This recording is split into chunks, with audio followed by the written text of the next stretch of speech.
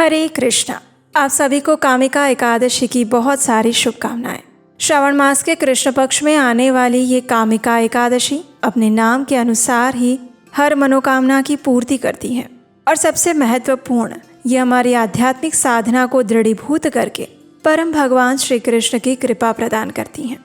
तो आइए इस परम पवित्र कामिका एकादशी के उपलक्ष्य में उससे जुड़ी हुई इस सुंदर पौराणिक कथा का श्रवण करते हैं, क्योंकि एकादशी की कथा सुने बिना एकादशी का व्रत अधूरा रह जाता है।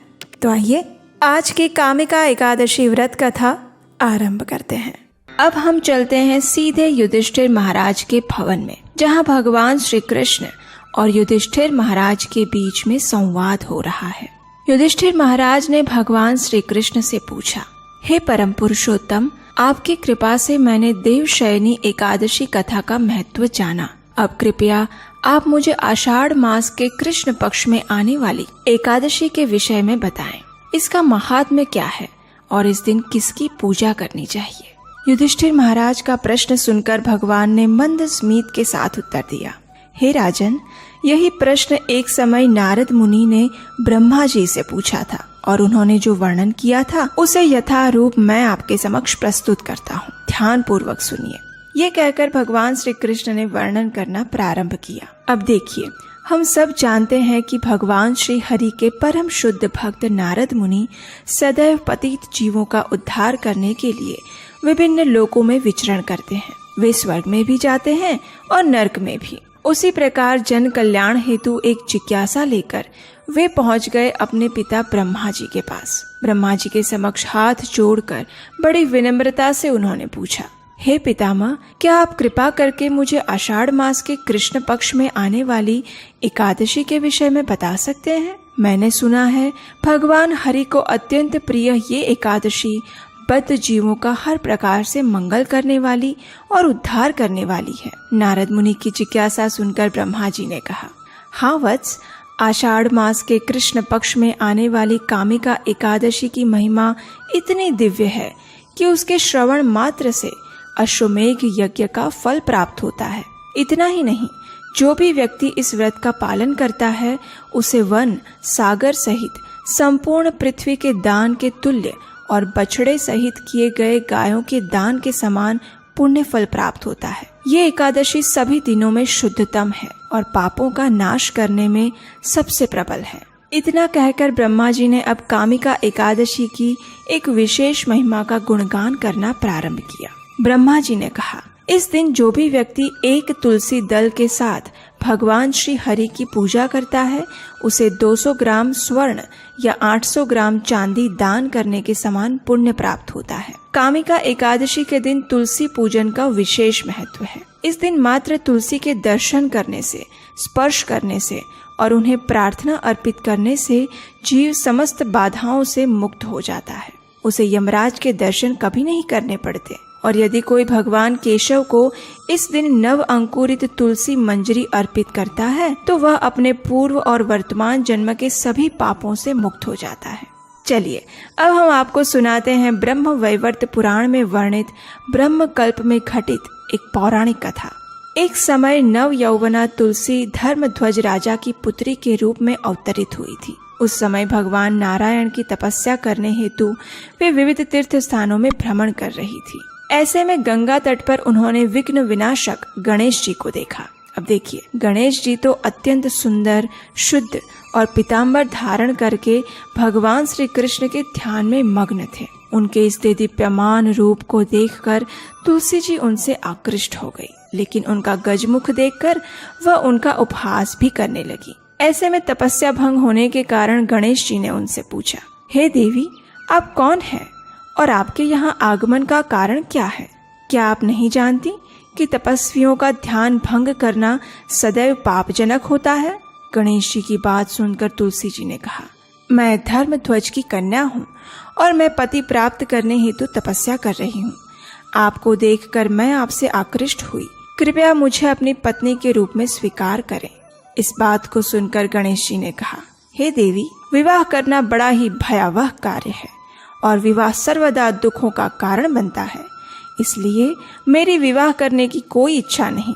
इसलिए कृपया आप मेरी ओर से अपना ध्यान हटाकर किसी और पुरुष को ढूंढिए। ये सुनकर तुलसी जी को क्रोध आ गया और उन्होंने कहा, तुम्हारा विवाह अवश्य होगा। जब गणेश जी ने उनका ये रूप देखा तो उन्होंने तुलसी जी को श्राप दिया, हे देवी, तुम निसंदेह असुर पत्नी बनोगी और उसके पश्चात भगवत कृपा से तुम वृक्ष बन जाओगी। अब ये सुनकर तुलसी जी अत्यंत भयभीत हो गई और गणेश जी को प्रार्थनाएं करने लगी कि वो इस श्राप को वापस ले। लेकिन गणेश जी ने कहा, हे देवी, तुम सभी पुष्पों में प्रमुख बनोगी। कालांतर में तुम भगवान नारायण की प्रिय बनोगी। तुम्हारे द्वारा किया हुआ पूजन मनुष्यों के लिए सदैव लाभकर होगा। तुम भगवान श्री कृष्ण की अत्यंत प्रिय बनोगी और मेरे द्वारा सदैव त्याज्य रहोगी। इस प्रकार हम जानते हैं कि तुलसी देवी आगे चलकर शंखचूड़ असुर की पत्नी बनती है और उसके बाद भगवान की प्रिया तुलसी देवी पौधे के रूप में प्रकट होती है। तो ये तो थी तुलसी देवी से संलग्न पौराणिक कथा। लेकिन क्या आप जानते हैं, तुलसी देवी की जाने और अनजाने में की गई सेवा के चमत्कार आज के कलयुग में भी देखने को मिलते हैं। चलिए इस विषय में अब हम आपको रशिया में घटित एक सच्ची घटना सुनाते हैं। लेकिन उससे पहले, क्या आने वाले गर्भ विज्ञान वेबिनार के लिए आपने रजिस्टर किया? अभी तक नहीं किया तो जल्दी नीचे डिस्क्रिप्शन बॉक्स में लिंक दिया गया है, वहां पर जाकर अपने आप को रजिस्टर करें और अपने आप को गर्भ विज्ञान के उन 3 रहस्यों से अवगत करवाएं जो आपकी आने वाली प्रेगनेंसी को पीसफुल बना सकता है, हैप्पी और बहुत ज़्यादा सक्सेसफुल बना सकता है। ये घटना अरुण लोचन नाम के एक 30 वर्षीय रशियन भक्त के जीवन में घटित हुई थी। जब अरुण लोचन एक बालक थे तो उनकी माता ने अनजाने में ही तुलसी के पौधों को विकसित किया और रशिया की तीव्र सर्दी में भी उसकी देखभाल की। प्रारंभ में तो उन्हें लगा कि ये भी अन्य पौधों की तरह सामान्य पौधा है, लेकिन धीरे धीरे उन्हें तुलसी देवी की आध्यात्मिक शक्ति का अनुभव होने लगा। कुछ समय बाद वे तुलसी देवी से इतनी आकृष्ट हुई कि अन्य पौधों की तुलना में वे सबसे अधिक देखभाल और सेवा तुलसी के पौधे की करने लगी। समय के साथ उन्हें इस बात का अनुभव हुआ कि तुलसी सेवा से उनका जीवन शांत और अविक्षुब्ध हो गया है। अपनी माता को तुलसी सेवा करते देख अरुण लोचन भी उसके प्रति आकृष्ट हुए और उसने भी माता की सहायता करते हुए तुलसी सेवा करना प्रारंभ किया। अनजाने में ही की गई तुलसी सेवा के कारण उन्हें अज्ञात सुकृति प्राप्त हुई और कुछ समय बाद वे इस्कॉन के कुछ भक्तों से मिले जो कि मार्गों पर श्रील प्रभुपाद की पुस्तकें वितरण कर रहे थे। अरुण लोचन ने उनसे कुछ पुस्तकें खरीदी और उन्हें पढ़ना शुरू किया। श्रील प्रभुपाद की पुस्तकों ने उनके जीवन को परिवर्तित कर दिया। उनकी माता ने भी इन पुस्तकों को पढ़ा और वह भी कृष्ण भावनामृत की ओर आकृष्ट हुई। कुछ समय बाद अरुण लोचन मंदिर में पूर्णकालीन भक्त के रूप में जुड़ गए और वहां जाकर उन्हें और उनकी माता को पता चला कि जिस पौधे की वे अनजाने में ही सेवा कर रहे थे वे स्वयं भक्ति प्रदायिनी तुलसी देवी थी। इस प्रकार तुलसी देवी के प्रति उनकी श्रद्धा और दृढ़ हुई। अरुण लोचन जिस मंदिर में सेवा करते थे उस यूरोलोवा के मंदिर में वास्तव में वेदी पर तुलसी देवी के चित्र की ही पूजा की जाती थी, क्योंकि वहां ठंड के कारण तुलसी देवी विकसित नहीं हो पा रही थी। लेकिन वहीं दूसरी ओर अरुण लोचन के घर में उनकी माता के द्वारा अनेक तुलसी के पौधों को बड़े ही भक्ति और प्रेम से विकसित किया गया था। अरुण लोचन ने अपनी माता से विनती की कि वे तुलसी के पौधे मंदिर में दे जाए, जिससे भक्तगण उनकी विधिवत पूजा कर सके। अरुण लोचन की माता ने ना चाहते हुए भी तुलसी के पौधों को मंदिर में अर्पित कर दिया और आज भी वहां तुलसी देवी की सभी भक्तों द्वारा सेवा पूजा हो रही है। तो अब आप समझ ही गए होंगे कि इस कामिका एकादशी की व्रत विधि में सबसे विशेष विधि है इस दिन तुलसी देवी की पूजा अर्चना करना और भगवान श्री कृष्ण को उनके पत्र या नव अंकुरित मंजरी अर्पित करना। एकादशी के दिन ब्रह्म मुहूर्त में उठकर स्नान इत्यादि से स्वच्छ होकर भगवान की मंगला आरती करें अथवा उसका दर्शन करें। उसके पश्चात तुलसी देवी की विशेष पूजा विधि करें।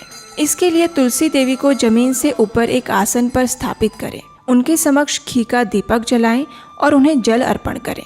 तत्पश्चात तुलसी देवी की 4 बार प्रदक्षिणा करें। प्रदक्षिणा करते समय आप इस मंत्र का उच्चारण कर सकते हैं। यानि कानि च पापानि ब्रह्म हत्यादिकानि च तानि तानि प्रणश्यन्ति प्रदक्षिणा पदे पदे।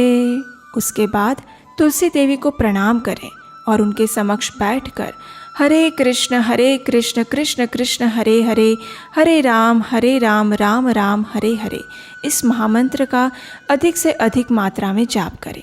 एकादशी के दिन किसी भी प्रकार के अन्न भोजन को ग्रहण ना करें, जैसे कि गेहूँ, चावल, दाल, फलियाँ इत्यादि। अपने शारीरिक क्षमता के अनुसार निर्जल जल के साथ, फल के साथ या फिर एकादशी प्रसाद के साथ उपवास कर सकते हैं और अधिक से अधिक मात्रा में हरे कृष्ण महामंत्र का जाप करें। संध्या के समय तुलसी देवी के समक्ष और घर में भगवान श्री कृष्ण के विग्रह या चित्र के समक्ष घी का दीपक अर्पण करें। दूसरे दिन द्वादशी पर प्रातः ब्रह्म मुहूर्त में उठ जाएं, स्नान इत्यादि से निवृत्त होकर हरे कृष्ण महामंत्र का जाप करें और निर्धारित पारण के समय पर किसी ब्राह्मण या वैष्णव को दान देकर अन्न प्रसाद के साथ एकादशी व्रत का पारण करें।